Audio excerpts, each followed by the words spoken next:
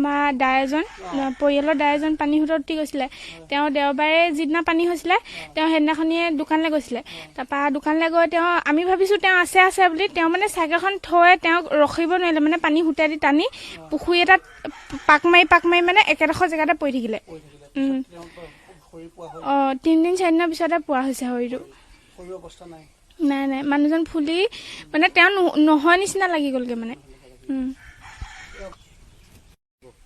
ঘৰৰ ভিতৰৰ অৱস্থা এতিয়া কেনেকুৱা হৈ আছে আমি তাক দেখুৱাবলৈ চেষ্টা কৰিম। বহুত পলহ আচলতে। এই পলহবোৰ কিমান ওপৰলৈকে আছিলে ভণ্টি? ইয়ালৈকে আছিলে ন? পানী শুকোৱাৰ পিছত যথেষ্ট আন্ধাৰ, আমি বহুত কিবা দেখাব নোৱাৰিম, কিন্তু ভিতৰ চাফা কৰিলা ন?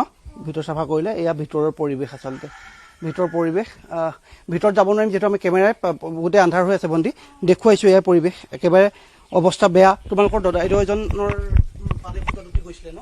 আমাৰ দাই এজন পৰিয়ালৰ দাই এজন পানী সোঁতত উটি গৈছিলে। তেওঁ দেওবাৰে যিদিনা পানী হৈছিলে তেওঁ সেইদিনাখনিয়ে দোকানলৈ গৈছিলে। তাৰপৰা দোকানলৈ গৈ আমি ভাবিছোঁ তেওঁ আছে বুলি। তেওঁ মানে চাইকেলখন থৈ তেওঁক ৰখিব নোৱাৰিলে, মানে পানী সোঁতে দি টানি পুখুৰী এটাত পাক মাৰি মানে একেডোখৰ জেগাতে পৰি থাকিলে। 3 দিন 4 দিনৰ পিছতে পোৱা হৈছে শৰীৰটো। নাই মানুহজন ফুলি মানে তেওঁ নহয় নিচিনা লাগি গ'লগৈ মানে। অৱস্থা এয়া ঘৰৰ পৰিৱেশ। এইবোৰ মই তেওঁলোকে 2 এপদ বস্তু এনেকৈ বাহিৰলৈ উলিয়াই, এইটো সুতে লৈ আহিছে চাগে, এইবোৰ সুতে এনেদৰে বাহিৰত পেলালে। কিছু বস্তু উটি নগ'লে, কিন্তু এতিয়াও ঘৰৰ ভিতৰত সোমাব পৰা পৰিৱেশ কিন্তু নাই। দিন হাজিৰা কৰি খোৱা মানুহ, ঘৰৰ এয়া পৰিৱেশ।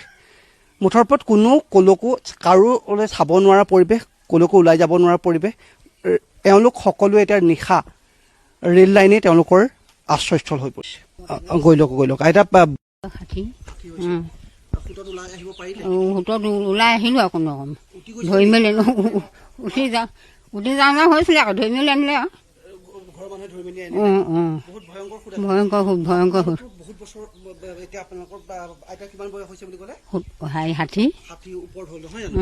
দেখিছেনে এনেকুৱা বানপানী? নাই দেখা এইবাৰ প্ৰথম। পাইছোঁ। কালি অখিল গগৈ ডাঙৰীয়া আহিছিলে, তেওঁ আমাক দাইল কেইটামান আৰু প্ৰত্যেকজন ঘৰৰ মানুহকে তাৰমানে 1000 টকা দি পেলানি আমাক বৰ ধুনীয়াকৈ এটা সহায় কৰিছে। কালিৰ পৰা আমি খোৱা পানী অকণমান খাবলৈ পাইছোঁ, নহ'লে আমি ইয়াৰ পানীকে মানে বালি ফিল্টাৰত দি পেলানি খাবলগীয়া হৈছে। কাৰণ আমাৰ এই মুহূৰ্তত ক'বলৈ গ'লে অকণমান মানে দুখ লাগিছে কথাবোৰ। এতিয়ালৈকে আমাৰ ইয়াত মানে চৰকাৰ প্ৰশাসন বা কোনোবা দল সংগঠনো আমাৰ মাজত এতিয়ালৈকে উপস্থিত হোৱা নাই। আমি মানে কলগছৰ ভূৰ, আমাৰ ঘৰৰ ভিতৰত একো কাল পানী, আমি কলগছৰ ভূৰ বনাই তাৰ ওপৰত মানে হেৰি কৰিবলগীয়া হৈছে। আৰু আমাৰ গাঁওবুঢ়া মানে লগত আমি যোগাযোগ কৰিছোঁ। তেওঁলোকে যোগাযোগ কৰোঁতে তেওঁলোকে আমাক মানে এইটো কথা কৈছে যে আমাৰ সকাহ দিছে অকল কথাটো যে আপোনালোকৰ চব আমি মানে তেওঁলোকলৈ পঠিওৱা হৈছে। কিন্তু আজিলৈকে আমাৰ প্ৰশাসনৰ মানুহ না উপস্থিত হৈছে, না গাঁওবুঢ়া আহি আমাৰ মাজত আজিলৈকে উপস্থিত হৈছেহি। আমাৰ যিটো পৰিৱেশ হৈছিলে সেইটো পৰিৱেশত এতিয়ালৈকে আমি নিজে বাজি নানি ইমানখিনি আছোঁ কাৰণে, নহ'লে আমি হয়তো মৃত্যু হোৱাৰ পিছত আমাৰ ডেড বডি বুটলিবলৈহে প্ৰশাসন ইয়ালৈ আহিবলগীয়া হ'লহেঁতেন। আমি বহুত কষ্ট কৰি মোৰ বাৰীখনৰ কলগছ কাটি প্ৰত্যেকজন মানুহকে 2ডাল 3ডালকৈ দি নানি এখন মানে ভূৰ বনাই আমি এটা পৰিস্থিতিত আছোঁ। সেইবিলাক আপোনালোকে ঘৰত দেখিছে। এতিয়াও মানে ঘৰৰ আধাটোলৈকে পানীয়ে মানে হেৰি কৰি আছে। কালিৰ পৰাহে মাত্ৰ আমি মানে নিজেই জেগাটুকুৰাৰ পৰা ওলাই গৈ পিনি তাৰমানে আমাৰ জেগাটুকুৰালৈ আহিবলৈ যাতায়াতৰ ব্যৱস্থাটো নাই, সেইটো আমি ক'ব লাগিব। কিন্তু আমাৰ নাৱৰ এখন ব্যৱস্থা নাই। আমি অকণমান ওলাই গৈ পিনি তাৰমানে যিবিলাক মানুহে ওলাই থকা ৰাস্তা কিছুমানত মানে তেওঁলোকে আহি সাহায্য দিছে, তালৈ আমি ওলাই গৈ আমি তেওঁলোকক মানে অনুৰোধ কৰিছোঁ যে কিন্তু আমাৰ মানুহ কেইঘৰমান আছে, খাবলৈ পানী নাই, ব্যৱস্থা নাই, আপোনালোকে আমাক সহায় কৰক। আৰু এই অনুপাতে আমি মানে কাণে ভূঞে এনেকৈ মানে চবেই এনেকৈ কিবাকিবি এটা লৈ পিনি যেনে তেনে আনিছোঁ। সামান্য চাউল 3 কেজি 4 কেজিমান হৈছে, চৰকাৰৰ ফালৰ পৰা দিছে। কালি অখিল গগৈ ডাঙৰীয়া আহিছিলে, তেওঁ আমাক দাইল কেইটামান আৰু প্ৰত্যেকজন ঘৰৰ মানুহকে তাৰমানে 1000 টকা দি পেলানি আমাক বৰ ধুনীয়াকৈ এটা সহায় কৰিছে। কালিৰ পৰা আমি খোৱা পানী অকণমান খাবলৈ পাইছোঁ, নহ'লে আমি ইয়াৰ পানীকে মানে বালি ফিল্টাৰত দি পেলানি খাবলগীয়া হৈছে। কাৰণ আমাৰ টিউবৱেলবিলাক পানীৰ তলত সোমাই আছে। ইয়াৰ পানীকে আমি দাইলত মানে বালি ফিল্টাৰত দি পেলানি, কাৰোবাৰ ঘৰত বালি ফিল্টাৰ আছে, তাত পানীখিনি ফিল্টাৰ কৰি পেলানি খাই পেলানি আমি জীৱন অতিবাহিত কৰি আছোঁ। এতিয়াতো পাছৰ পৰ্যায় ভয়ংকৰ হ'ব। সকলো বস্তু হেৰুৱালে আপোনালোকে। আচলতে এক দুখৰ বিষয় বুলি ক'ব লাগিব। সকলোৱে চকু পানী কি কম ভাবিব নোৱাৰা এক পৰিস্থিতিৰ সৃষ্টি হৈছে। আমি য'লৈ গৈছোঁ একেই পৰিৱেশ, সকলোৱে চকু পানী, কেৱল শুনিব কান্দোনৰ ৰোল। সকলো বস্তু হেৰুৱালে। পাছত আপোনালোকে কেনেকে ধৰণে চলিব এতিয়া? সেই কথা আমি চিন্তা কৰিলে মানে আমি জীয়াই থকাৰ মানে হেৰিটো হেৰুৱাই পেলাম। সেইকাৰণে সেই কথাটো আমি এতিয়াও মগজলৈ অনা নাই। কালি আমি বৰ্তমান এতিয়া কেনেকৈ জীয়াই থাকোঁ, আমাৰ মানে খেতিটোৰ ওপৰতে নিৰ্ভৰ কৰি আমি জীয়াই থাকোঁ। আমি যিকেইডাল কঠীয়া পাৰিছিলোঁ তাৰ এডাল কঠীয়াও এনেকৈ পূৰ্ণ হৈ নাই। সেইটো কাৰণেও আমাৰ এতিয়া বৰ বিপদত পৰিছোঁ।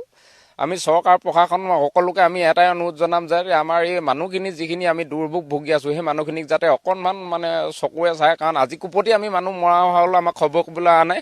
পিছ মুহূৰ্তত যাতে আমি তেওঁলোকক অনুৰোধ জনাম যাতে আমাৰ এই মানুহখিনি যিখিনি আমি বিপদত পৰি আছোঁ তেওঁলোকক খাই জীয়াই থাকিব পৰা কিবা এটা ব্যৱস্থা কৰি দিলে মানে আমি নথৈও কি হ'ম। তাকে এতিয়া আমি কালি মানে কোনোবা এটা সংগঠনে বিস্কুট কেইটামান দিছিলে, এইটো তেওঁলোকে গোলাঘাটৰ পৰা আহিছিলে বুলি আমাক অৱগত কৰিছিলে। খালি সংগঠনটোৰ নাম আমি কি নাজানো। তেওঁলোকে আহি পিনি আমাক মানে পানী বটল দিছিলে, তেওঁলোকৰ ফালৰ পৰা মানে পানী বটল পাইছিলোঁ আমি 2 লিটাৰ 3 লিটাৰমানকৈ 100 ঘৰ মানুহৰ কাৰণে। তাৰ পৰা আৰু ইভাগে আমাৰ চৰকাৰৰ ফালৰ পৰা পানী বটল 3 লিটাৰমানকৈ আহিছে মানে, তাৰপৰা পানী বটল দিয়ে চৰকাৰে দায়িত্ব আৰু চাউল কেইটামান দিছে। কিন্তু এইটো যিটো মানে আমাৰ কণ্ট্ৰলৰ মানে চাউলটো যে খাব নোৱাৰি, এতিয়া আমি চাউলৰ বস্তা খুলিছিলোঁ। চাউলৰ বস্তাটো আপোনালোকে চাওঁ বুলি ক'লে চাব পাৰিব। চাউলৰ বস্তাটোত মানে লদা পতা চাউলৰ যিটো মানে জোঠা পতা এনেকুৱা চাউল থাকে। আচলতে এতিয়া আমাৰ এই চুমকি আহিছে, চুমকি ঘৰটো পানী, আমাৰ লগত অহা যোৰহাটৰ ধৰক 5-10 জনৰ ঘৰত পানী, আৰু একেবাৰে নভবা নিচিন্তাকৈ এবাৰ পানী সোমাইছে আৰু কোনেও গমেই নাপালে যে কি কৰিব লাগিব পানী হ'লে। আৰু আমাক আচলতে আপোনালোকে ধন্যবাদ দিব নালাগে। আমি যিমান পাৰোঁ যে আমাৰ ফালৰ পৰা এপদ দুপদকেই হওক যেনেকেই হওক আমি যাতে ৰাইজৰ কাষলৈ যাব পাৰোঁ, বুজ ল'ব পাৰোঁ, আৰু যিমান পাৰি আমাৰ ফালৰ পৰা কেইদিনমানৰ কাৰণে হ'লেও খোৱাৰ যোগাৰ এটা কৰি থৈ আহিব পাৰোঁ, পানী দিব পাৰোঁ, সেইখিনি চেষ্টা কৰিছোঁ। আৰু এইখিনিতে আপোনালোকেও এইখিনি আমাক সহায় কৰিছে, পাৰ্থক্য কৰিছে। কাৰণ ইমান গম নাপাওঁ ইমান ভিতৰতো যে এনেকুৱা অৱস্থা এটা হৈছে। আপোনালোকে লৈ আনিছে, আপোনালোককো ধন্যবাদ। আমি আচলতে বাৰে বাৰে এটা কথা কৈ আছোঁ যে আজি শিৱসাগৰৰ জিলা প্ৰশাসনে এক প্ৰকাৰ এইবোৰ ঢুকিয়ে পোৱা নাই। এইবোৰ অঞ্চল একেবাৰে ঢুকি পোৱা নাই। বহু অঞ্চল চাৰিং, হাপলুটিং, কালুগাঁও, শলগুৰি আদি যিসমূহ অঞ্চল আছে, এতিয়ালৈকে আপুনি আচৰিত হ'ব যে আপুনি নিজে ইয়াত আহি দেখিছে আজি কিমান পানী ফালি ফালি এতিয়া বানৰ 4 দিনৰ পিছত এইটো পৰিৱেশ। আপুনি বানৰ সময়ত আপুনি প্ৰথম দিনটো বা দ্বিতীয় দিনটোত আপুনি ভাবক কি এটা পৰিৱেশ। গতিকে এই পৰিৱেশটোত ইয়ালৈ প্ৰশাসনৰ কোনো মানুহে আহিব পৰা নাই বা অহা নাই। এতিয়া ইয়াত যে আপোনালোকে কিছু সকাহ দিছে, আৰু মই এইবাবেই আপোনাক ধন্যবাদ দিছোঁ যে আপুনি ভিতৰলৈ যোৱাৰ প্ৰয়াস কৰিছে, গাঁৱৰ ভিতৰলৈ আপুনি যোৱাৰ প্ৰয়াস কৰিছে। মই আচলতে এতিয়া মই কৈছোঁ আপোনালোকে যে আমি গোটেই ল'ৰাবোৰ ওলাই আহিছোঁ, চুমকি আহিছে, আৰু ভিতৰলৈ চাওক, ভিতৰত মানুহবোৰ যেনেকৈ আছে আমি যাব নোৱাৰা কোনো কথা নাই। কিন্তু আমি ধৰক যিখিনি খাদ্য সামগ্ৰী আনিছোঁ, গাড়ীবোৰ যিমান দূৰলৈকে যাব পাৰি আমি নিম। আৰু গাঁৱৰ মানুহে যথেষ্ট সহায় কৰিছে যে পানী ফালি ফালি মানুহবোৰ ওলাই আহিছে। আমিও যিমান পাৰোঁ ভিতৰলৈ যোৱাৰ চেষ্টা কৰিছোঁ।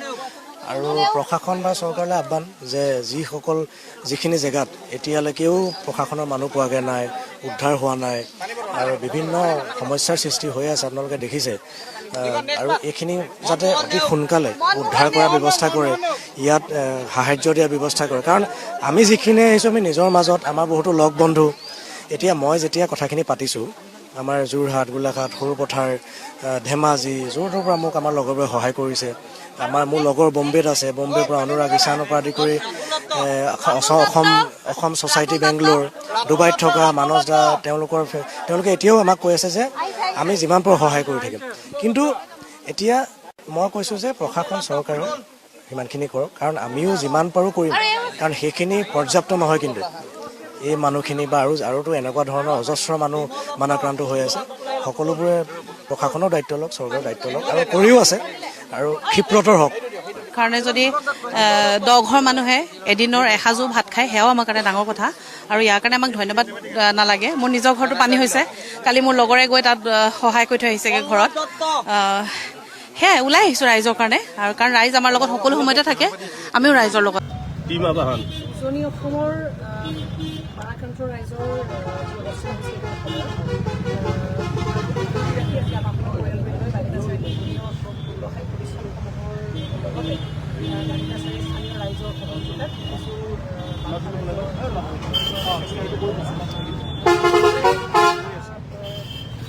অনুৰাগী মঞ্চ সহযোগিতা আগবঢ়াইছে।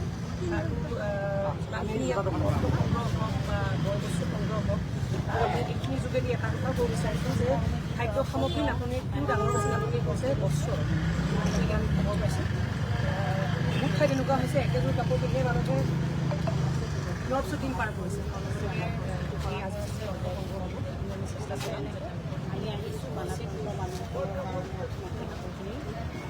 চেষ্টা চলোৱা হ'ব আৰু তাৰ লগতে আমাৰ আবাহনৰ পৰিয়াল আমি আজি সন্ধিয়া যাত্ৰা কৰিম কাইলৈ দিনৰ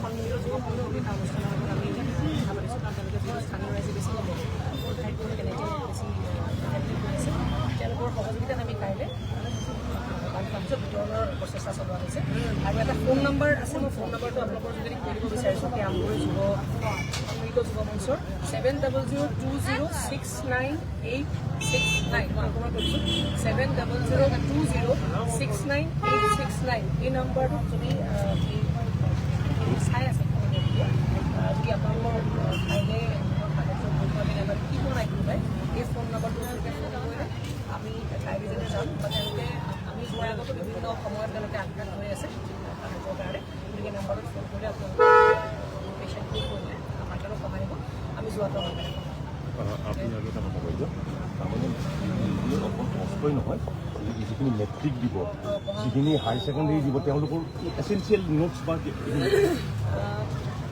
আমি এতিয়া আমাৰ সামৰ্থ্য অনুসাৰে আমি বস্ত্ৰৰ আয়োজন কৰিছোঁ খাদ্য সামগ্ৰীৰ আয়োজন কৰিছে পানীৰ আয়োজন কৰিছে সেইখিনি আমি দেখাইছে আৰু কিছু এনে ধৰণৰ খবৰো আহিছে যে যিসকল মেট্ৰিক কেণ্ডিডেট শিক্ষাৰ্থীসকল তেওঁলোকৰ কিতাপ পত্ৰৰ পৰা আৰম্ভ কৰি সকলো হেৰি গৈছে গতিকে পদাৰ্থৰ ব্যক্তিয়ে যদি বিচাৰে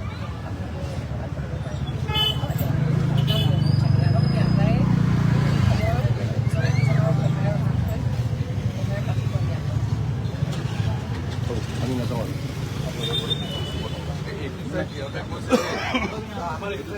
কালি তাৰমানে নহয় আপোনালোকৰ পৰহিও নহয় 3 দিন পিছত আমি যাওঁ ষ্টেজৰ সেইটোতো মই খবৰ দিম মাজতে তেওঁলোকে ৰাইজৰ বাবে ওলাই তেতিয়া যাম তেতিয়া বেছি সুবিধা হ'ব এনেকৈ অকণমান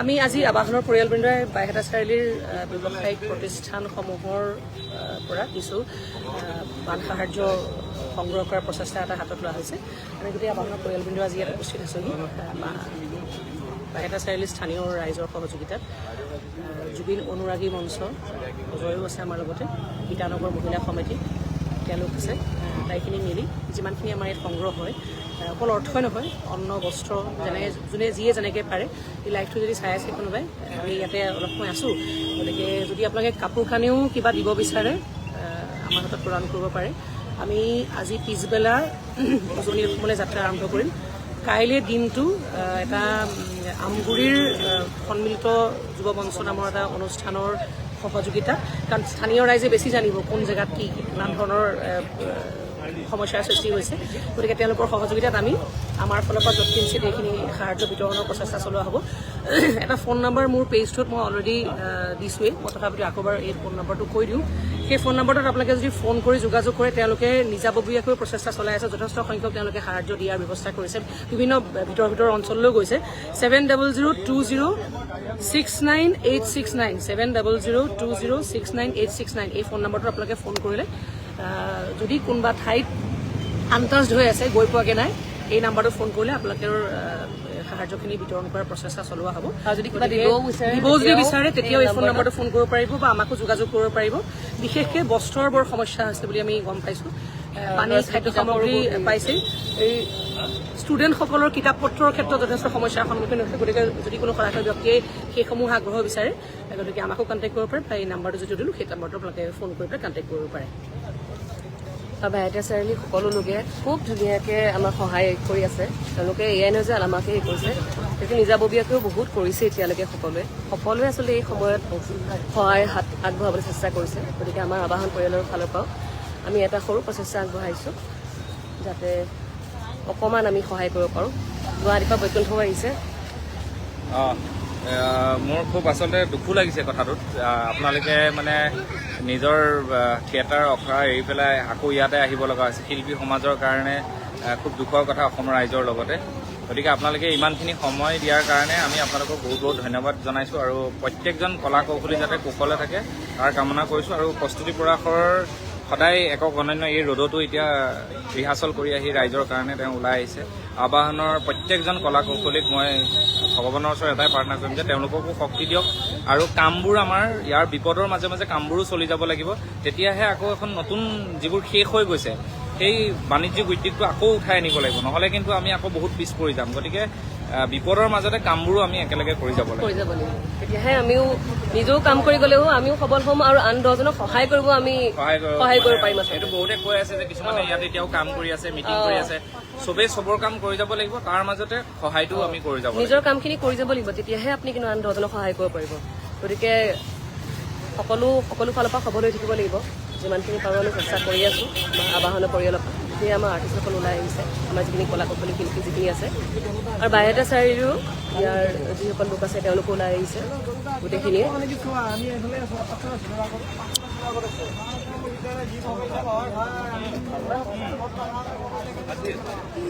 আজি আহিল নাই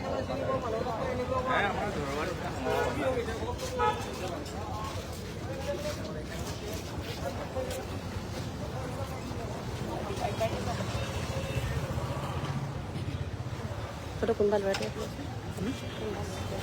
লাইক কৰিব।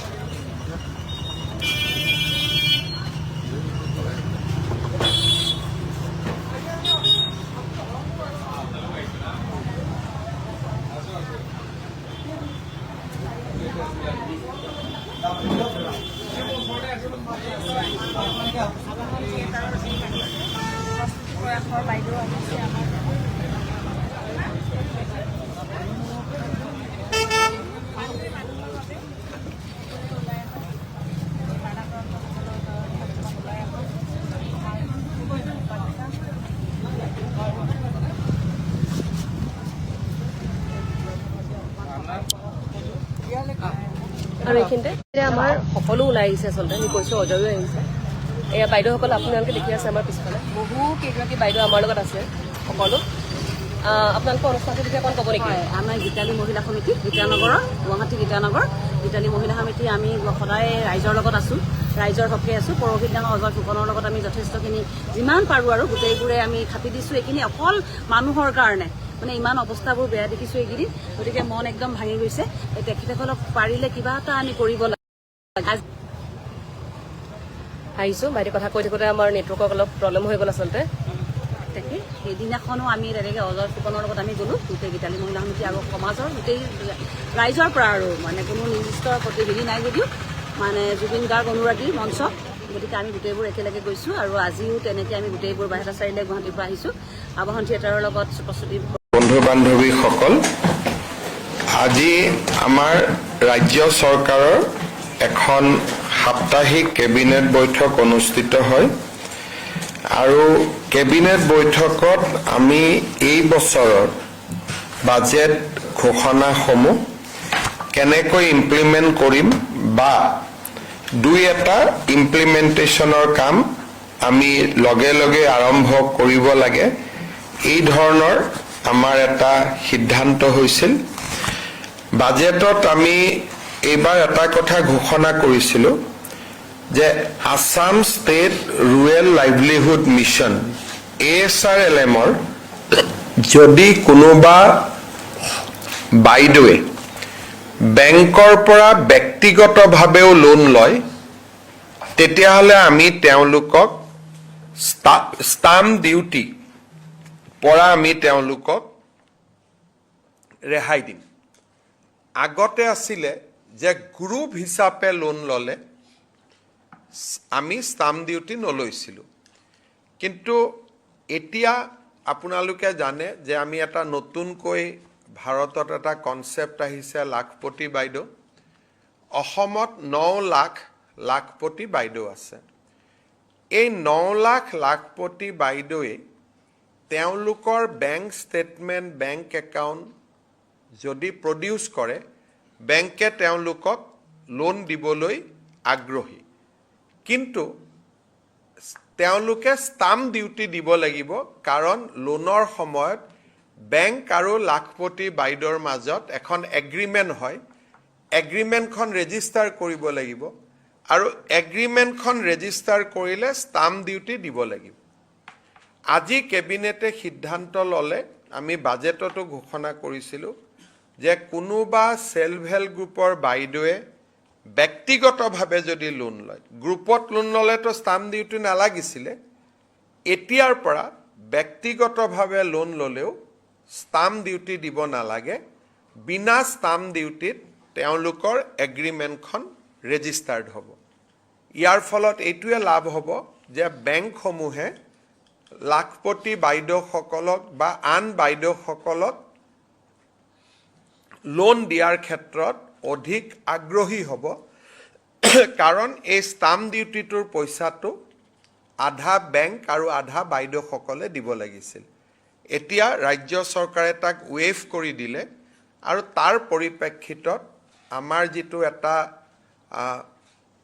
মনত ইচ্ছা বা আমাৰ আকাংক্ষা আছিল যে অসমত লাখপতি বাইদেউৰ সংখ্যা বাঢ়ি গৈ থাকক তাৰ ক্ষেত্ৰত আৰু এটা সবল শক্তিশালী খোজ আজি আমি দিব পাৰিলোঁ কেবিনেটে আজি waiver of stamp duty on individual loan documents executed by self help groups member ইয়াক আজি আপ টু 10 লাখলৈকে ষ্টাম্প ডিউটি নালাগে বুলি ৱেভ কৰি দিলে আমাৰ ইমান দিনে আয়ুৰ্বেদিকত পাছ কৰি যিসকলে ডক্টৰ হিচাপে কাম কৰি আছিল তেওঁলোকৰ এটা হায়াৰকি নাছিলে MBBS ডক্টৰ MNHO 1 হয় সিনিয়ৰ MNHO হয় SD MNHO হয় ডিস্ট্ৰিক্ট সুপাৰিনটেণ্ডেণ্ট হয় জইণ্ট ডিৰেক্টৰ হেল্থ হয় এডিশ্যনেল ডিৰেক্টৰ হেল্থ হয় ডাইৰেক্টৰ হেল্থ হয় আজি আমি আয়ুৰ্বেদিকতো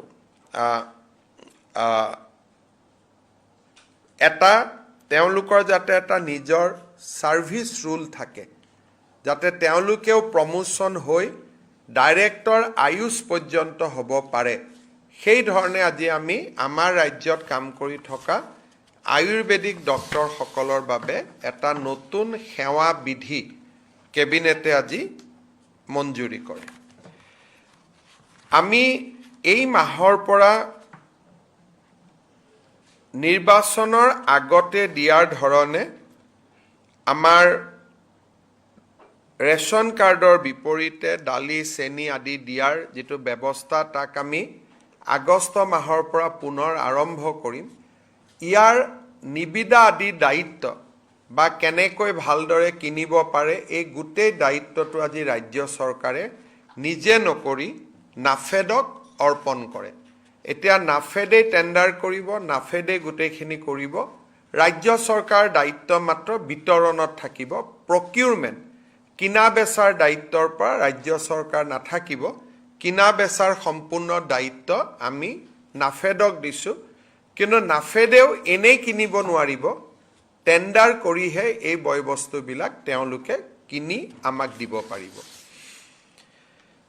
আজি আমাৰ কেবিনেটত এটা অত্যন্ত গুৰুত্বপূৰ্ণ সিদ্ধান্ত হয় আপোনালোকে জানে যে অসমত বহুত মাটি বাৰী যিমান গোচৰ হয় কণ্ডল হয় তাৰ মূলৰ কাৰণটো হ'ল power of attorney agreement for sale এনেকুৱা বিভিন্ন ধৰণৰ কাগজ পত্ৰত আমাৰ মানুহে সহি কৰে আৰু পৰৱৰ্তী কালত মাটিখিনি যদি কাবাক বিক্ৰীও কৰিব খোজে বিল্ডাৰ এজনে আহি কয় আপুনিতো মোৰ লগত এগ্ৰিমেণ্টটো সেল কৰি থৈছে আপুনি মোৰ লগত পাৱাৰ অফ এটৰ্নি কৰি থৈছে আৰু এগ্ৰিমেণ্টটো সেল বা পাৱাৰ অফ এটৰ্নিখন আগতে কিয় কৰি ৰাখিছিলে তাত কোনো ষ্টাম্প ডিউটি দিব নালাগিছিল তাত কোনো ৰেজিষ্ট্ৰেশ্যন কৰিব নালাগিছিল গতিকে মানুহে সহি এটা লৈ লয় আৰু এটা সহি মৰাৰ কাৰণে মানুহজনে গোটেই জীৱন জুৰি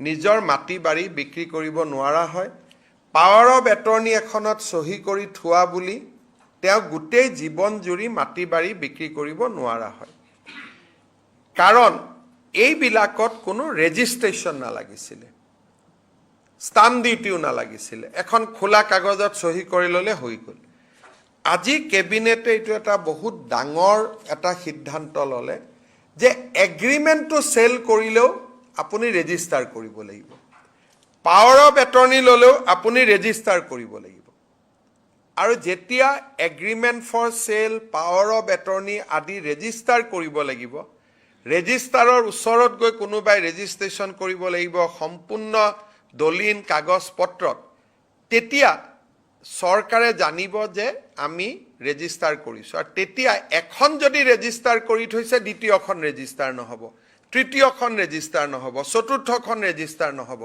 নহ'লে আজি মই জয়ন্ত মল্ল বৰুৱাৰ পৰা এডোখৰ মাটি কিনিছোঁ অলপ পিছতে এগ্ৰিমেণ্টটো চেল লৈ আৰু তিনিজন আহি যায় মাটিটো মই এগ্ৰিমেণ্ট কৰি থৈ দিছোঁ সেইকাৰণে কেবিনেটে বিধানসভাত এখন আইন আনিব খুজিছে যাৰ জৰিয়তে এতিয়া এগ্ৰিমেণ্টটো sale power of attorney mortgage short term lease bank guarantee এই গোটেইবিলাক চৰকাৰৰ ওচৰত পঞ্জীয়ন কৰিব লাগিব পঞ্জীয়ন মাচুল দি ইয়াৰ ফলত যিটো এই ডকুমেণ্টছবিলাকৰ অপব্যৱহাৰ হৈছিলে সেই অপব্যৱহাৰ এতিয়া বহুত পৰিমাণে ৰোধ হ'ব কিন্তু কোনোবাই যদি মই এগ্ৰিমেণ্টটো চেল নকৰোঁ বাহিৰে বাহিৰে চেলে কৰি দিম তেতিয়া আৰু এইবিলাক ৰেজিষ্টাৰ কৰাৰ দৰকাৰ নাই ধৰক মোৰ ফ্লেট এটা মোৰ আছে মই বিক্ৰী কৰিব খুজিছোঁ তেতিয়া আমাক এগ্ৰিমেণ্টটো চেল কৰিব নালাগে ডাইৰেক্ট মই বিক্ৰী কৰিব পাৰোঁ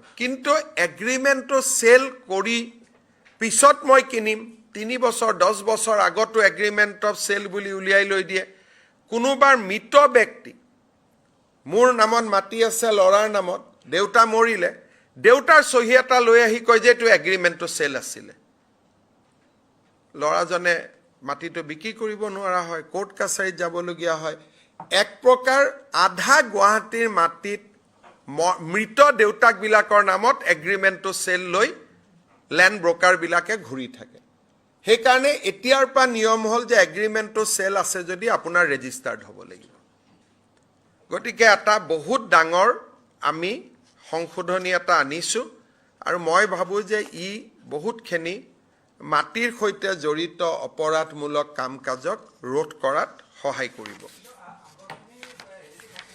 আগৰখিনিক এতিয়াতো আমি বেকডেটত ৰেজিষ্টাৰ কৰক বুলি ক'ব নোৱাৰোঁ কোনোবাতো মৃত্যু হৈ গৈছে কোনোবা এইটো এটা প্ৰস্পেক্টিভ আগত আৰু পুৰণাখিনিলৈকে যাব নোৱাৰিম কেবিনেটে আজি আৰু এটা সৰু সিদ্ধান্তৰ জৰিয়তে যিহেতু আমাৰ প্ৰাগজ্যোতিষ মেডিকেল কলেজখন নতুনকৈ হ'ল সেইকাৰণে মৰাণ মটক টাই আহোম চুতীয়া আৰু কোচ ৰাজবংশীসকলৰ কাৰণে এটাকৈ ৰিজাৰ্ভ ছিট বঢ়াই দিয়ে আগতে মৰাণৰ ৰিজাৰ্ভ ছিট আছিল 8টা এতিয়া 9টা হ'ব মেডিকেলত মটকৰ ৰিজাৰ্ভ ছিট 8টা আছিল এতিয়া 9টা হ'ব টাই আহোম জনগোষ্ঠীৰ 10টা আছিল এতিয়া 11টা হ'ব চুতীয়া জনগোষ্ঠীৰ 9টা আছিল এতিয়া 10টা হ'ব কোচ ৰাজবংশীৰ 13টা আছিল এতিয়া 14টা হ'ব আৰু এটা এইবাৰ পৰীক্ষামূলকভাৱে কেবিনেটে 2খন মেডিকেল ছিট আসন সংৰক্ষণ কৰিছে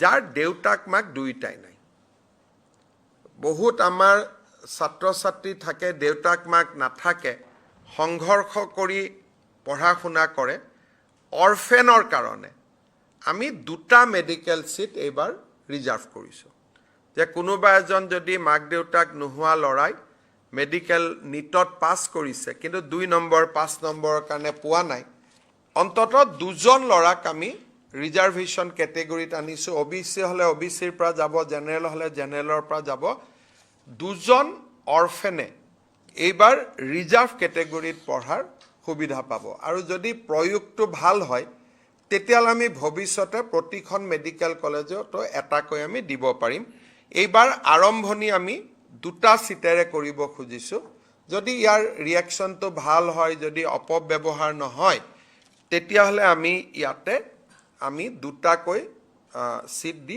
ভৱিষ্যতে আমি 15টালৈকে বঢ়াব পাৰিম কেবিনেটে আজি মেডিকেল সিটৰ ক্ষেত্ৰত আৰু এটা ডাঙৰ সিদ্ধান্ত লৈছে যে আপোনালোকে জানে যে চাকৰি সূত্ৰে বহুত অসমীয়া মানুহে ৰাজ্যৰ বাহিৰত ল'ৰা ছোৱালীক পঢ়ুৱায় কোনোবাই সেন্ট্ৰেল গভৰ্নমেন্টৰ চাকৰি কৰি আছে কোনোবাই আৰ্মিত চাকৰি আছে CRPত চাকৰি কৰি আছে কোনোবাই অসম ভৱনত চাকৰি কৰি আছে আগতে আমাৰ মেডিকেলত ৰুল আছিলে যদি অসমৰ বাহিৰৰ স্কুলত কোনোবা পঢ়ে তেতিয়ালে ষ্টেট কোটাত তেওঁ এডমিশন ল'ব নোৱাৰে এতিয়া আমি কৈছো যে অসমীয়া মানুহৰ ল'ৰা ছোৱালী যদি বাহিৰতো স্কুল কলেজ পঢ়িছে অসমত তেওঁলোকে মেডিকেল কলেজ পঢ়াৰ সুবিধা পাব প্ৰভাইডেড দেউতাক মাক তিনিটা প্ৰজন্মৰ অসমীয়া হ'ব লাগিব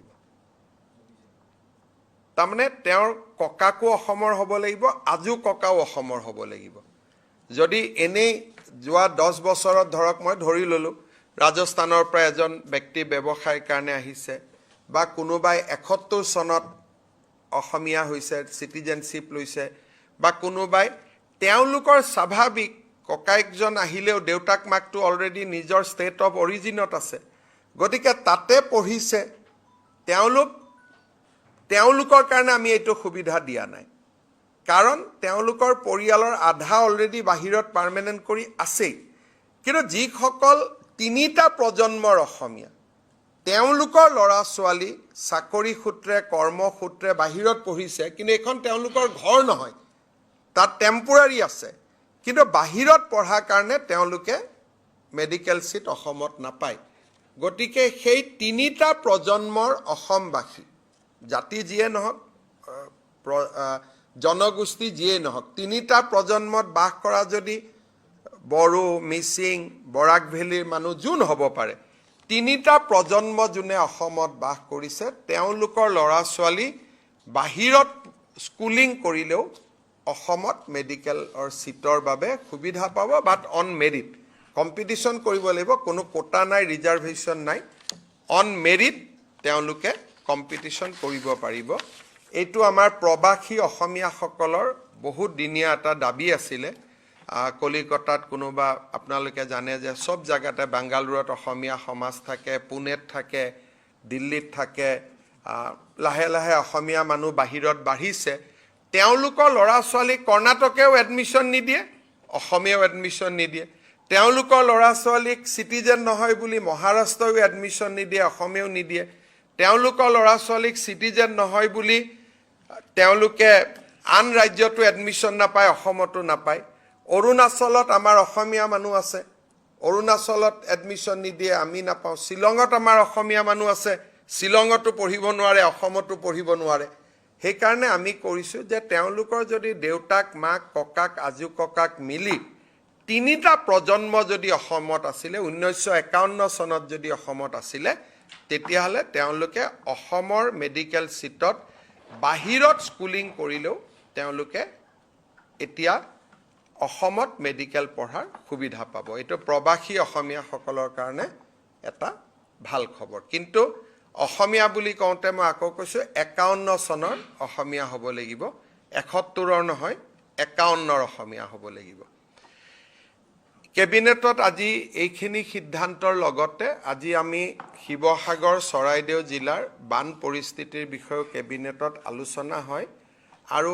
আপোনালোকক আমি জনাবলৈ পাই অলপ সন্তুষ্টি লাভ কৰিছো যে এতিয়া আমি প্ৰত্যেকখন গাঁও প্ৰত্যেকখন চুবুৰীতে আমি যাব পাৰিছো অৰ্থাৎ পানী কমিছে আৰু পানী কমাৰ পৰিপ্ৰেক্ষিতত এতিয়া প্ৰশাসনে শিৱসাগৰ আৰু চৰাইদেউ জিলাৰ প্ৰতিখন গাঁও বা প্ৰতিখন চুবুৰীলৈ যাব পাৰিছে আমি ইউজুৱেলি যি আমি সহায় আগবঢ়াও যে আমি মানুহক পাৰ মানুহ হিচাপত আমি আগতে চাউল দালি এনেকে দিওঁ কিন্তু শিৱসাগৰ আৰু চৰাইদেউ জিলাৰ বাবে আমি এটা ফেমিলি কিট বনাইছো দুজন দেউতাক মাক দুজন ল'ৰা ছোৱালী এই ধৰণে আমি এটা ফেমিলি কিট বনাই যাতে একেবাৰে ওজন কৰি বস্তু দি থাকিব নালাগে মানুহখিনি বিপদত আছে একেবাৰতে 8 কেজি চাউল 2 কেজি দালি 1 লিটাৰ মিঠাতেল এই ধৰণে আমি এটা পেকেট কৰিছোঁ আৰু আজিৰ পৰা তাত আমি ৰিলিফৰ ব্যৱস্থাটো অলপ পৰিৱৰ্তন কৰি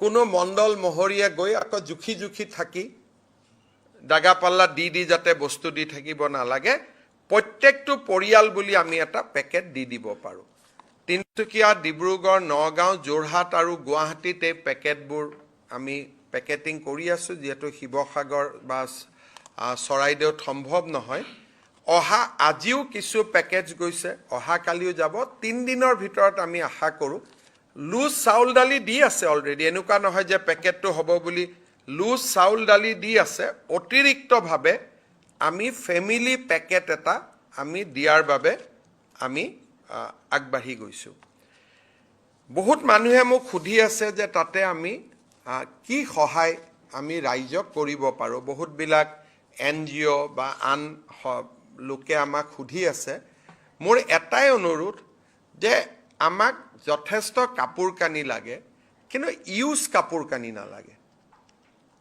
পুৰণা কাপোৰ কানি আপোনালোকে জানে যে চৰাইদেউ শিৱসাগৰত আমাৰ যিমানবিলাক পৰিয়াল আছে তাতে আমি ইউজ কাপোৰ পঠাই বহুত বেছি লাভ নহ'ব কাৰণ তেওঁলোকে ব্যৱহাৰ কৰিবলৈ অসুবিধা পাব গতিকে মোৰ অনুৰোধ যে স্বেচ্ছাসেৱী সংগঠনসমূহে যথেষ্ট ফেনাইল দিব পাৰে কাৰণ এতিয়া ডিসইনফেক্ট কৰাৰ খুব প্ৰয়োজন হৈছে ঘৰবিলাকত ফেনাইল দিব পাৰে বেবি ফুড দিব পাৰে আমাক লৰা ছোৱালী শিশুৰ কাৰণে গাখীৰ দিব পাৰে আৰু চাদৰ মেখেলা বা টি-শাৰ্ট বা শাৰ্ট কিন্তু নতুন দিব লাগে পুৰণা ইউজ দিব নালাগে কাৰণ পুৰণা ইউজৰ কাপোৰ কানি দি বেমাৰ আজাৰ হোৱাৰো সম্ভাৱনা থাকে আৰু বানপানী যেহেতু তেওঁলোক আক্ৰান্ত বডিৰ যিটো ৰেজিষ্টেন্ট লেভেল হেতু অলৰেডি কমি আছে গতিকে ইউজ কাপোৰ কানি গলে আকৌ আমাৰ ৰেজিষ্টেন্ট লেভেলটো কম্প্ৰমাইজ হ'ব পাৰে গতিকে মই ভাবো যে সহায় কৰাৰ উত্তম উপায়টো হ'ল যে বেবি ফুড পঠাও ফেনাইল পঠাও লৰা ছোৱালীৰ কাৰণে কাপোৰ পঠাও মহিলাসকলৰ কাৰণে কাপোৰ পঠাও পুৰুষসকলৰ কাৰণেও কাপোৰ পঠাও কিন্তু আমি যিমান পাৰো আমি নতুন কাপোৰ আমি দিব লাগে সেকেন্ড কিতাপ কাগজ বহুত লস হৈছে মানুহৰ গতিকে এনি এডুকেশনাল কিট লৰা ছোৱালীৰ পঢ়াৰ কাৰণে পেন আমাৰ জ্যামিতি বক্স এনি এডুকেশনাল কিটস যদি কোনোবাই দিব খোজে তেতিয়াহলে তাৰো যথেষ্ট প্ৰয়োজনীয়তা আছে আমাৰ মন্ত্ৰী কেশৱ মহন্ত বিমল বৰা সুশান্ত বৰগোহাঁই তাতে কেম্প কৰি আছে 1 তাৰিখৰ পৰা আমাৰ কৃষি মন্ত্ৰী যাব কঠিয়া যোগাৰ কৰাৰ কাৰণে আমাৰ স্বাস্থ্য মন্ত্ৰী যাব কাৰোবাৰ যদি মেডিকেল কেম্পছ বিলাক মোবাইল মেডিকেল ইউনিট চলি আছে তেওঁ পৰ্যবেক্ষণ কৰিব যাব এনিমেল হাজবেণ্ডাৰী মন্ত্ৰী যাব কোট পশু সম্পত্তি পশুধন নষ্ট হৈছে যাতে আমি কম্পেনসেশন দিয়াৰ ৰিহেবিলিটেশন দিয়াৰ প্ৰক্ৰিয়াটো আগষ্ট মাহৰ ভিতৰতে আমি আৰম্ভ কৰিব পাৰো এতিয়াতো আমি যি দি আছো ৰিলিফ দি আছো কিন্তু ৰিলিফৰ লগত যাতে আমি ৰিহেবিলিটেশন পুনৰবাসৰ বাবেও আমি পইচা বা সহায় কৰিব পাৰো তাৰ কাৰণে আমি 1 তাৰিখৰ পৰা আমি সাৰ্ভে আমি লাগি যাম আপোনালোকক জনাবলৈ পাই মই আনন্দিত যে কেন্দ্ৰীয় এসেসমেন্ট কৰা যেটো দল ইন্টাৰ মিনিষ্ট্ৰিয়েল গ্ৰুপ আজি তেওঁলোক আহি পাইছে আৰু তেওঁলোক ইতিমধ্যে যোৰহাট গোলাঘাট তিনসুকিয়া আৰু চৰাইদেউ জিলালৈ তেওঁলোকে যাত্ৰা কৰিছে ৰাতিপুৱা প্ৰধানমন্ত্ৰী ডাঙৰীয়াই মোক ফোন কৰিছিলে আৰু প্ৰধানমন্ত্ৰী ডাঙৰীয়াই যথেষ্ট উৎকণ্ঠিত হৈ আছে আৰু তেওঁ মোক কৈছে যে যি লাগে মোক কৈছে যেতিয়াই তই ইচ্ছা লাগে তই মোক ফোন কৰিবি যি সহায়ৰ প্ৰয়োজন হয় আমি যি পাৰো লগে লগে আমি সহায় কৰিম কালি গৃহমন্ত্ৰী ডাঙৰীয়া আজি প্ৰধানমন্ত্ৰী ডাঙৰীয়াই নিজে ফোন কৰি খবৰো লৈছে আৰু সহায় সহযোগিতাৰ আশ্বাসও প্ৰদান কৰিছে শেষত মই এটা কথাৰে কৈ সামৰণি মাৰিছো যে আমি 3 তাৰিখৰ পৰা অৰুণোদয় আঁচনিখন নতুনকৈ আৰম্ভ কৰিম এই আঁচনিখন দিছপুৰৰ পৰা পৰিচালনা হয় ফিল্ডত আমাৰ কোনো এই আঁচনিখন পৰিচালনাৰ বাবে আমাৰ অফিচাৰ বা আমাৰ কোনো মানুহ নাছিল। এখন অৰুণোদয় এপ্লিকেশ্যন লৈ ক'তনো দিম মানুহে নাজানে। যদি বেংকত টকাটো পোৱা নাই কাকনো কমপ্লেইন দিম মানুহে নাজানে। এতিয়া আমি প্ৰত্যেক সমষ্টিতে একোজনকৈ অৰুণোদয় সহায়ক আমি নিযুক্তি কৰাৰ বাবে সিদ্ধান্ত লৈছোঁ। নামটো হয়তো সহায়ক নহয়, অৰুণোদয় সাৰথি ধৰণৰ হ'ব। অকণমান আমি ভাল নাম এটা কৰি দিম। কিন্তু এতিয়া প্ৰত্যেক সমষ্টিৰে ব্লক অফিচত নহ'লে SDCৰ অফিচত নহ'লে DC অফিচত এজনকৈ অৰুণোদয় সহায়ক বা অৰুণোদয় সাৰথি বহি থাকিব। অৰুণোদয় ৰিলেটেড সমস্যাবিলাক তেওঁলোকে ল'বও পাৰিব আৰু সমাধান কৰাৰ বাবে চেষ্টাও কৰিব পাৰিব। থুলমূলকৈ কেবিনেটত আজি এইখিনিয়ে সিদ্ধান্ত আছিল। আপোনালোকৰ যদি কিবা প্ৰশ্ন আছে মই কৰিব পাৰোঁ।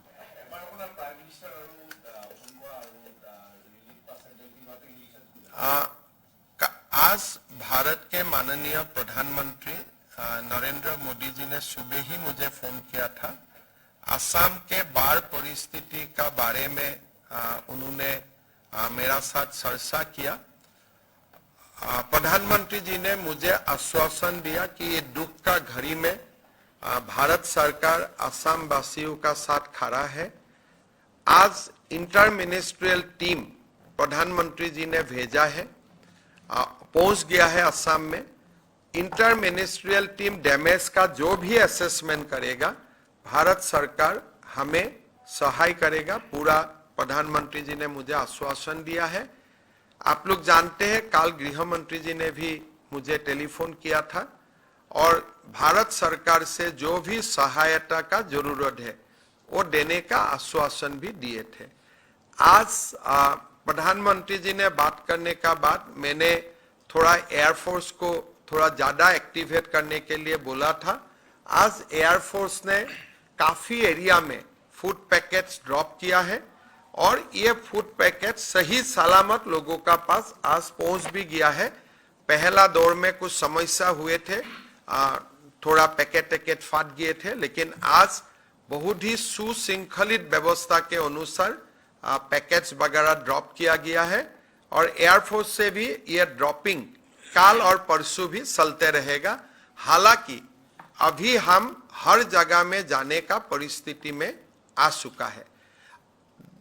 नागालैंड का डोयांग से NHPC जो पानी रिलीज किए थे उससे भी बहुत ज़्यादा गोलाघाट में लॉस नहीं हुए, इसलिए ब्रह्मपुत्र और धनसिरी नदी का स्तर काफ़ी नीचे था। सो जो भी पानी ऊपर से छोड़ा गया है हमारा दोनों नदियों ने इसको एब्जॉर्व कर लिया, तो इसीलिए गोलाघाट डिस्ट्रिक्ट से कोई नया बाढ़ के इंफॉर्मेशन नहीं आया है।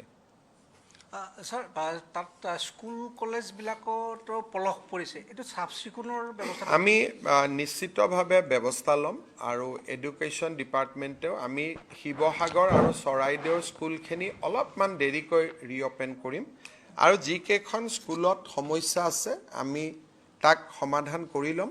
ইতিমধ্যে এইবিলাকৰ এছেছমেণ্টবিলাক অহা ৩-৪ দিনত আমি পাই যাম আৰু ৰাইজৰ লগত সহযোগ কৰি PWD ডিপাৰ্টমেণ্ট, এডুকেশ্যন ডিপাৰ্টমেণ্ট আমি সকলোৱে মিলি তাক ক্লিয়াৰ কৰি ল'ম। এনেকুৱা স্কুল খুব বেছি 100খন হ'ব, আমি ভাল কৰি ল'ম। MLA ফাণ্ডৰ যিটো 10%ৰ কথা কৈছিল ইউজ কৰিব পৰা যাব।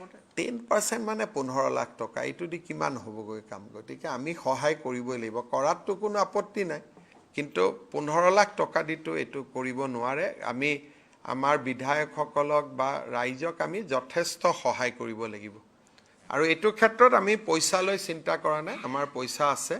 গতিকে আমি অকল পলহ চাফা কৰাই নহয়, য'ত য'ত ৰিপেয়াৰিং লাগে, টিং পাত বদলাব লাগে, কালাৰ কৰিব লাগে, ৰং কৰিব লাগে, যাতে স্কুলখনত ল'ৰা ছোৱালীয়ে ভালকৈ পঢ়িব পাৰে, আমি সকলো ব্যৱস্থা হাতত ল'ম। আৰু মেডিকেল পাঠ্যক্ৰমত এবাৰ কিমান ষ্টেট কোটা থাকিব আৰু কিমানখন নতুন? মেডিকেলত আমাৰ এইবাৰ প্ৰাগজ্যোতিষ মেডিকেল কলেজটো এডমিশ্যন হ'ব। বঙাইগাঁও মেডিকেল কলেজৰ কাৰণে আমি চেষ্টা কৰি আছোঁ। টোটেল নাম্বাৰ অফ ছিটটো মই জনাই দিম বাৰু।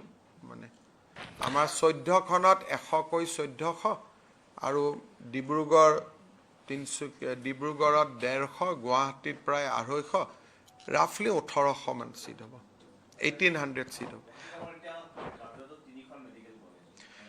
গুৱাহাটীত আমাৰ GMC হ'ল, প্ৰাগজ্যোতিষ মেডিকেল কলেজ হ'ল, মহেন্দ্ৰ মোহন চৌধুৰী কলেজখনকো আন এখন মেডিকেল কলেজলৈ ৰূপান্তৰ কৰিব পাৰি নেকি, তাৰ বিষয়ে চিন্তা চৰ্চা চলি আছে। এইমছক ধৰি 3 নম্বৰ, ESICৰ হস্পিটেলখনক দেখিলে 4খন। গুৱাহাটী মহানগৰীত এতিয়া 4খন মেডিকেল কলেজ আৰু এখন মেডিকেল কলেজ হোৱাৰ সম্ভাৱনা চলি আছে। ছাৰ, এটা গুৰুত্বপূৰ্ণ কথা যে মন্ত্ৰীৰ জীয়ৰীয়ে আজি আপোনাৰ কক্ৰোচ পাৰ্টিত তেওঁ ভাগ লৈছে। মই ভাবোঁ যে মোৰ ল'ৰা ছোৱালীয়ে কি কৰিব তাৰ কাৰণে মই কেনেকৈ উত্তৰ দিব পাৰোঁ। আজিকালি ল'ৰা ছোৱালী, ককাক মাক ভায়েক, মোৰে দাদাই মোৰ কথা একো নামানে, এটা স্বাধীন চিতীয়া জীৱন লাভ কৰে। মোৰ ল'ৰা ছোৱালীয়েও মোৰ কথা বহুত কথাত নামানে। আৰু মই ভাবোঁ আপোনালোকেও দেউতা আমাৰ ৰাজনৈতিক আদৰ্শৰ লগত আপোনালোকে নিমিলে। আপোনালোকৰতো সকলোৰে দেউতা আমাৰ বিজেপি, কিন্তু আপোনালোকেতো বিজেপিক ইয়াতে বহুত পকাই পকাই প্ৰশ্ন সুধি থাকে। গতিকে মই যিমানক জানো, ইয়াত যিমান সাংবাদিকে ৰীল বনাই বিজেপিৰ এগেইনষ্টত, তাৰ দেউতাক মাক চব বিজেপি। সেইকাৰণে মই ভাবোঁ যে এইটো ক্ষেত্ৰত মোদীজীৰ বিপক্ষে কৈছে, মই দুখ পাইছোঁ। কেতিয়াবা ছোৱালীজনীক লগ পালে মই কথাও পাতিম। কিন্তু ছাৰ, এইটোৰ কাৰণে বিষয়টো আপুনি কি হিচাপে আপুনি একো হিচাপে নলওঁ। মই ভাবোঁ যে এইটোৰ কাৰণে কেশৱ মহন্ত এতিয়া এটা ডাঙৰ দায়িত্বত আছে। ৰাজ্যৰ বানাক্ৰান্ত মানুহক সহায় সহযোগিতা আগবঢ়োৱা তেওঁৰ দায়িত্ব। আৰু তেওঁক এতিয়া মানসিকভাৱে ভাৰাক্ৰান্ত কৰিলে আমি কোনো উপকৃত নহ'ম। কিন্তু ছাৰ, যিয়ে নহওক যে এগৰাকী মন্ত্ৰীৰ জীয়ৰীয়ে মোৰ ল'ৰা কালি আচৰিত নহ'ব, মোৰ ল'ৰাইও যদি ক'ৰবাত কিবা গণ্ডগোলীয়া কথা কৈ দিয়ে। মোৰ ল'ৰা কালি পৰহি উকিল হ'ব, মই বেয়া পোৱা মানুহৰ হৈ ওকালতি কৰি থাকিব, কাক ধৰিব? ল'ৰা ছোৱালীৰ লগত দেউতাক মাকক সম্পৰ্কিত কৰাটো নাবালক হৈ থকালৈকে ঠিক আছে। সাবালক হৈ যোৱাৰ পিছত আমি ইনভলভ কৰি লাভ নাই। যিখিনি কৈছে সেইখিনি ভুল কথা কৈছে, কিন্তু ভুল কথা কোৱাৰ কাৰণে আমি ছোৱালীজনীৰ লগত কথা পাতিম, দেউতাকক কিয় আমি হেৰেচমেণ্ট কৰিম? নাই কৰা ছাৰ। সেইটোকে যদি ছোৱালীজনী ময়ো চিনি পাওঁ, মোৰ ঘৰতো আহি থাকে, কেতিয়াবা মই তাক বুজাম, কিন্তু দেউতাকক আক্ৰমণ কৰাটো কোনো ইয়াত নাই কৰা ছাৰ। ছাৰ, ৰেচন কাৰ্ডৰ কথা এটা কৈছিলে, আগষ্টৰ পৰা ৰেচন কাৰ্ডৰ সামগ্ৰীসমূহ বিতৰণ হ'ব। আগতে 100 টকাত 3বিধ সামগ্ৰী, এতিয়া অকণমান দাম 2-3 টকা হয়তো কিমান, এতিয়া 100 টকাত আমি এতিয়া আমি এই বছৰ চেনি আৰু দালি দি আছোঁ। এই মাহত আমি 100 টকাতে দিম। নিমখ কিনাৰ প্ৰক্ৰিয়াটো চলি আছে। নিমখটো যদি আহে হয়তো 4-5 টকা বাঢ়িব পাৰে। আৰু ছাৰ, সৰিয়হ তেল আৰু কথা দিম লাহে লাহে। 5 বছৰৰ কাৰণে মুখ্যমন্ত্ৰী হৈছোঁ ভাই। চব হিমন্ত বিশ্ব শৰ্মাই এটা কথাও নেপেলায়, আপোনালোকে লাজত পৰিব পিছত। আপোনাৰ পাব্লিচিটিও নকৰিব মই নিদিওঁ বুলি। মই যি কৈছোঁ কৰিমেই, তাত ক'তো শব্দৰ গণ্ডগোল নহয়। আৰু যি কৈছোঁ তাতকৈ 2টা বেছি কৰি সামৰণি মাৰিম, 2টা কম নকৰোঁ। কিন্তু লাহে লাহে কৰিম। আজি কৰিলে আজি কৰাৰ কোনো প্ৰয়োজন নাই, কাৰণ আৰু বহুত মানুহ বাঢ়ি বাঢ়ি গৈ থাকিব, পৰিয়াল বাঢ়িব, লাহে লাহে হৈ থাকিব চব।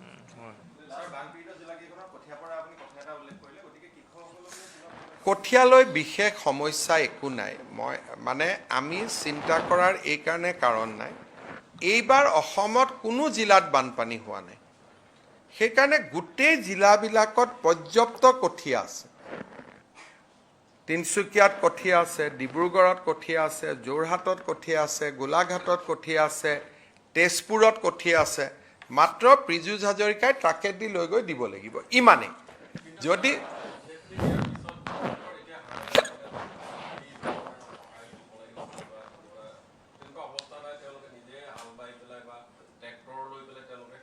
ট্ৰেক্টৰো পাব, ট্ৰেক্টৰো তেওঁলোকৰ ট্ৰেক্টৰ আছে, বোলে ডিজেলটো লাগে, আমি ডিজেলটো দি দিম।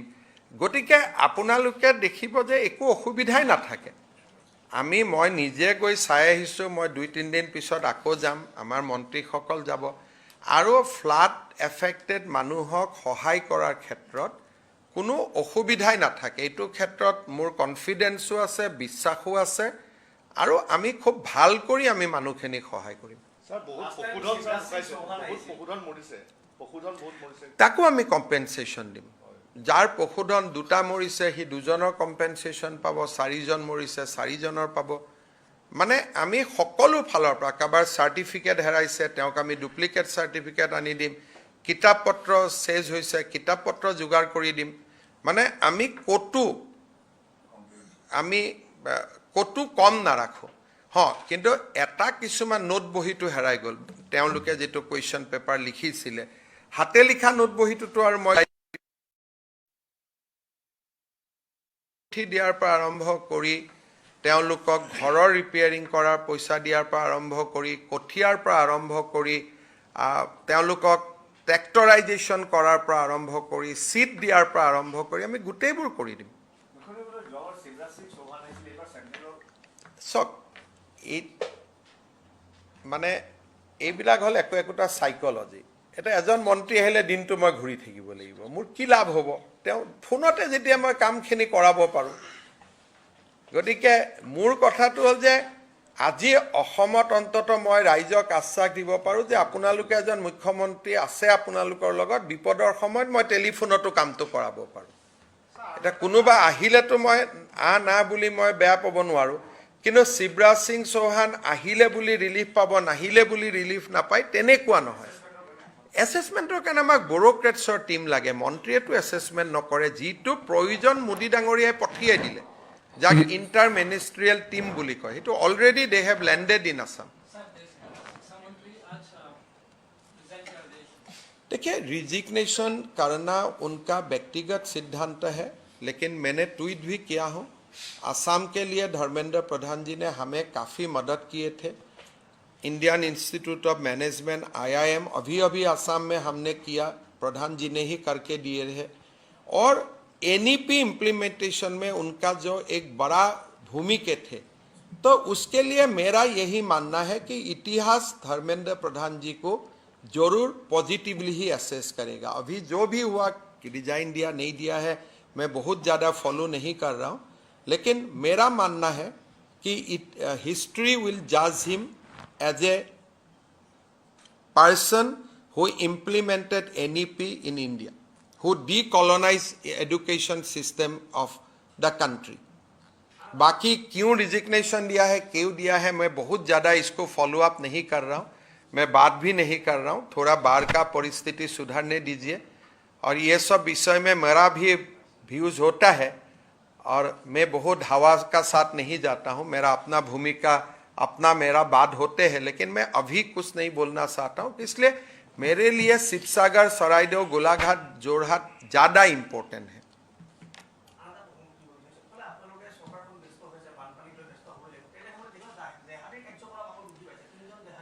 আজি আমি পাকিস্তানৰ লগত সম্পৰ্ক থকা 3জন জেহাদীক আমি গ্ৰেপ্তাৰ কৰিছোঁ। ইমান দিনে আমি যি জেহাদীক গ্ৰেপ্তাৰ কৰিছিলোঁ তেওঁলোকৰ সম্পৰ্ক বাংলাদেশৰ লগত আছিল। এইবাৰ প্ৰথমবাৰ আমি জেহাদীক গ্ৰেপ্তাৰ কৰিছোঁ যাৰ সম্পৰ্ক পোনে পাকিস্তানৰ লগত আছে। কালি তেওঁলোকক এৰেষ্ট কৰিছে, পুলিচে ইণ্টাৰোগেশ্যন কৰি আছে। যেতিয়াই ইনফৰমেশ্যন আহিব হয় অসম আৰক্ষীয়ে আপোনালোকক ব্ৰিফ কৰিব, নহ'লে মই আপোনালোকক ক'ম। কিন্তু যেহেতু কালি এৰেষ্ট কৰিছে সেইকাৰণে বহুতখিনি মই কথা ক'ব পৰা অৱস্থাত নাই। কিন্তু তেওঁলোকৰ প্ৰথমবাৰ আমি দেখিছোঁ যে ইউজুৱেলি আজিলৈকে আমি যিমান জেহাদী গ্ৰেপ্তাৰ কৰিছিলোঁ তেওঁলোকৰ লিংক বাংলাদেশৰ লগত আছিলে। প্ৰথমবাৰ আমি জেহাদী পাইছোঁ যাৰ ডিৰেক্ট লিংক পাকিস্তানৰ লগত আছে।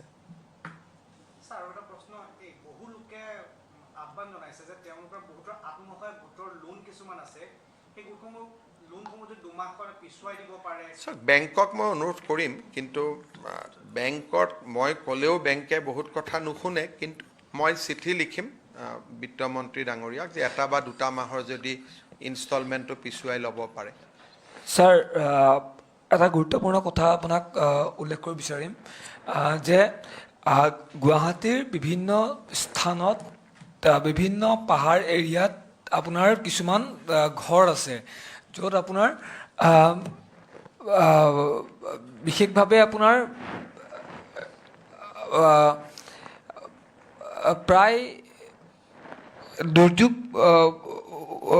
মানে আপুনি কি ক'ব খুজিছে কওকচোন দুৰ্যোগপন্ন অৱস্থাত আছে ছাৰ সেই ঠাইসমূহত আপোনালোকৰ ফালৰ পৰা কিছু ব্যৱস্থা কৰা হ'ব নেকি ছাৰ মানে কি বিচাৰিছে আপুনি ব্যৱস্থা মানে কি গাৰ্ডৱালৰ পৰা আদি কৰি পাহাৰত কেনেকৈ গাৰ্ডৱাল দিব পাহাৰত বিপদজনক স্থানৰ পৰা আমি আঁতৰি আহিব লাগে আৰু সুৰক্ষিত স্থানত বৰষুণৰ দিনকেইটাত আমি থাকিব লাগে স্কুল কলেজ য'ত যি আছে নামঘৰ আছে তাতে আশ্ৰয় ল'ব লাগে বৰষুণৰ সময়ত আৰু লাহে লাহে মাটিটো ষ্ট্ৰং হৈ যায় য'ত 2 বছৰ আগত ইৰোশ্যন হৈছিল এতিয়া নহয় নতুনকৈ য'ত খান্দে নতুনকৈ ঘৰ বনায় তাতে এনেকুৱা ধৰণৰ লেণ্ডশ্লাইড হয় কিন্তু ব্যক্তিগত মানুহক গাৰ্ডৱাল চৰকাৰে কেনেকৈ বনাই দিব Sir, today some of the protesters have been detained in front of Social. I know you are not a I don't know. I'm just ask me question about flood.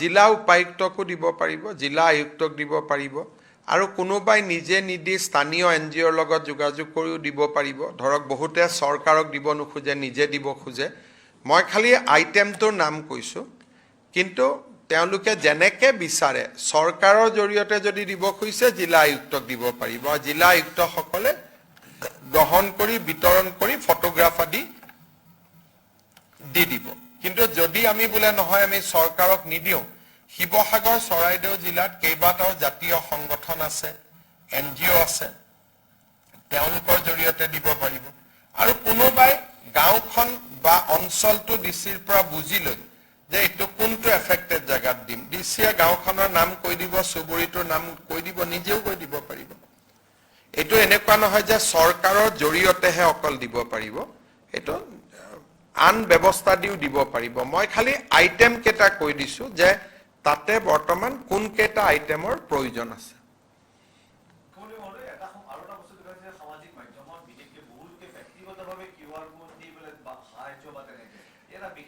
মইতো এটা কথা কৈছোঁ যে টকা পইচাৰ বহুত বেছি প্ৰয়োজন নাই আমি কাকো দিব নালাগে কোনোবাই যদি টকা পইচা বোলে CM ৰিলিফ ফাণ্ডত দিয়ে এইটো এটা বেলেগ কথা কিন্তু বাকি সামগ্ৰী দিয়া ভাল সেইকাৰণে ময়ো বহুত বেছি এপিল কৰি থকা নাই যে ৰিলিফ ফাণ্ডতে টকা দিয়ক বুলি কোনোবাই যদি বোলে নহয় মুখ্যমন্ত্ৰী ৰিলিফ ফাণ্ডত দিছোঁ তেওঁ দি দিব এটা বেলেগ কথা আৰু তাৰ পৰিৱৰ্তে টকা পইচা যদি দিব ইচ্ছা আছে মই অনুৰোধ কৰিম CM ৰিলিফ ফাণ্ডত দিব টকা পইচা আন জায়গাত নিদিব বৰঞ্চ তেওঁলোকক সামগ্ৰীখিনি কিনি দি দিয়ক একেটা NGOকে দিয়ক কিন্তু সামগ্ৰীখিনি কিনি দিয়ক কাৰণ টকা পইচা এনেকুৱা সময়ত অপব্যৱহাৰ কৰা মানুহো বহুত ওলাই যায় আকৌ ভাল কাম এটাত মানুহজনৰ মনটো বেয়া হ'ব আৰু আজিকালি লিষ্টেড NGO বহুত আছে কাম কৰি থকা গতিকে তেওঁলোকৰ থ্ৰুদিও দিব পাৰিব এইটো নহয় যে অকল CM ৰিলিফ ফাণ্ডতে দিব লাগে